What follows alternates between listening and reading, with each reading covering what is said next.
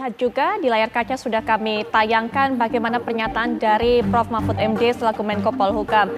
Saya sudah sampaikan ke Kapolri, yaitu yang dimaksud adalah laporan-laporan mengenai Al Zaitun yang masuk ke Polda, salurkan ke pusat biar Bareskrim yang menanganinya. Nah, ini mungkin juga salah satu langkah yang diambil oleh Mas Ken yang mungkin juga akan melaporkan kepada Bareskrim, dan bukan Mas Ken saja, ada beberapa upaya dari berbagai pihak melaporkan apa yang dilakukan oleh Pondok Pesantren Al Zaitun ini. Tapi sebelum kita bahas soal berkas yang Mas Ken bawa, Mas Ken, bagaimana melihatnya ada upaya resistensi yang begitu besar dari Panji Gumilang terhadap MUI ini?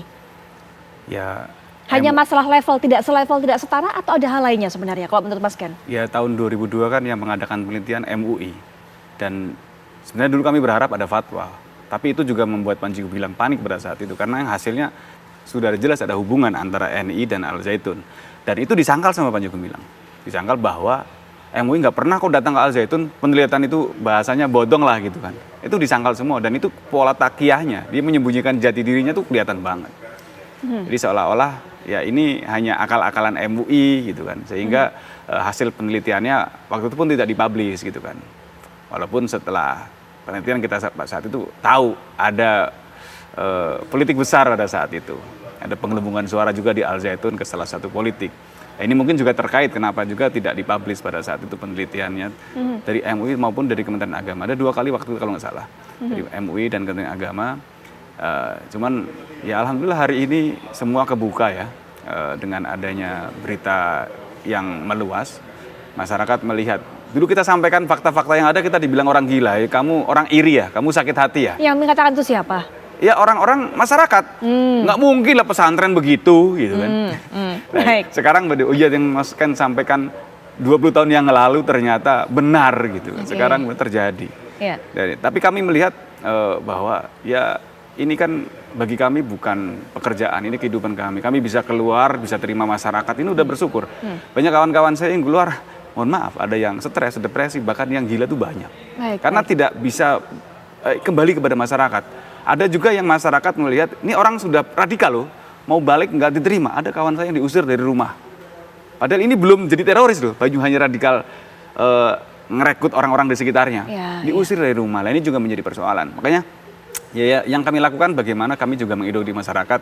Ini memang virus, bisa menimpa siapa saja, tidak pandang sisi usia, pendidikan, dan profesi. Namun kalau orang sudah merasa bersalah, dia pengen kembali kepada masyarakat, ya jangan ditolak. Bagaimana mereka supaya bisa kembali, supaya bisa membaur kepada masyarakat. Itulah kenapa Mas Ken juga melakukan pembinaan dengan membuka NII Crisis Center. Betul. Tapi Mas Ken, kita lanjutkan kembali. Berkas yang Mas Ken bawa ini apa? Dan rencananya kabarnya akan melaporkan dari Panji Gumilang atau Pondok Pesantren ini? Ya, bukti-bukti sudah kita siapkan. Ini rilis saja sama surat kuasa tadi barusan saya ambil. Jadi tujuan kami melaporkan sebenarnya bukan hanya untuk menghentikan langkah Panji Gumilang, tapi kita mendukung dan mendorong pemerintah untuk menegakkan keadilan. Ini ada yang salah, jangan sampai ini ada terjadi pembiaran. Bahkan kalau terus dibiarkan nanti ada chaos. Nah, ini juga akan dimanfaatkan juga oleh kelompok-kelompok radikal, bahkan yang sudah mengarah kepada terorisme. Mereka nunggu momen itu. Apalagi di 2024, ini mohon maaf, kelompok radikal, apalagi kelompok NI sekarang sudah gabung dengan Khilafah, merasa tepat 1 abad setelah mereka runtuh 1924 Turki Utsmani, dan mereka yakin akan bangkit di Indonesia 2024, tepat dengan pesta demokrasi di negara kita. Baik, tindakan apa dari Ponpes ini yang Mas akan laporkan? Ini jelas sudah masuk ke penodaan agama. Karena kemarin yang kita lihat hanya makan sama membaca bismillah, itu sudah masuk pasal. Nah, ini yang sudah ngaco sedemikian rupa. Mekah, yang ibadah di sana nggak perlu katanya, cukup Indramayu. Terus ya, banyak ibadah-ibadah seperti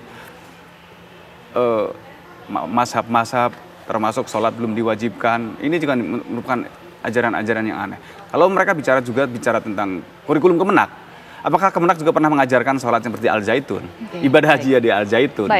Ya ini juga kita sampaikan. Ini sudah penyimpangan, dan di samping itu juga kegaduhan. Ini seperti halnya dulu kita dengar Khilafatul Muslimin yang hanya konvoi khilafah, ini kena pasal kegaduhan.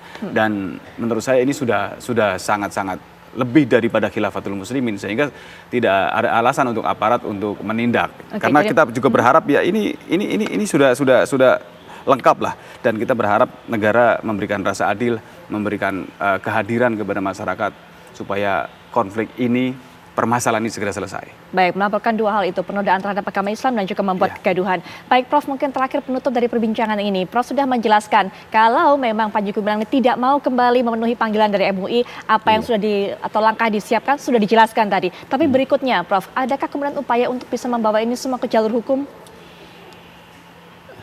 MUI tidak punya kewenangan untuk membawa ke jalur itu. Karena seperti yang sering saya sampaikan di media, bahwa kewenangan MUI itu dalam soal pemahaman keagamaan.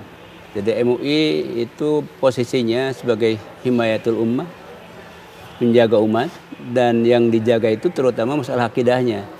Ya. Akan mengeluarkan fatwa mungkin terkait hal ini? Ya, MUI hanya maksimal mengeluarkan fatwa. Kemudian di samping mengeluarkan fatwa, tentu saja kalau ada temuan-temuan lain di lapangan yang kebetulan memang sampai ke tangan tim, paling direkomendasikan ke pihak-pihak terkait, disampaikan kepada pihak-pihak terkait. Itu yang bisa disampaikan oleh Majelis Ulama Indonesia.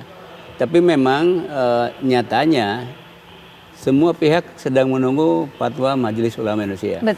Betul, ya. Menunggu itu. Nah, ini butuh proses apa lagi yang harus dilakukan, Prof, sampai kemudian fatwa itu keluar? Iya, sampai meyakinkan betul ada poin-poin yang terkait dengan persoalan kriteria yang 10.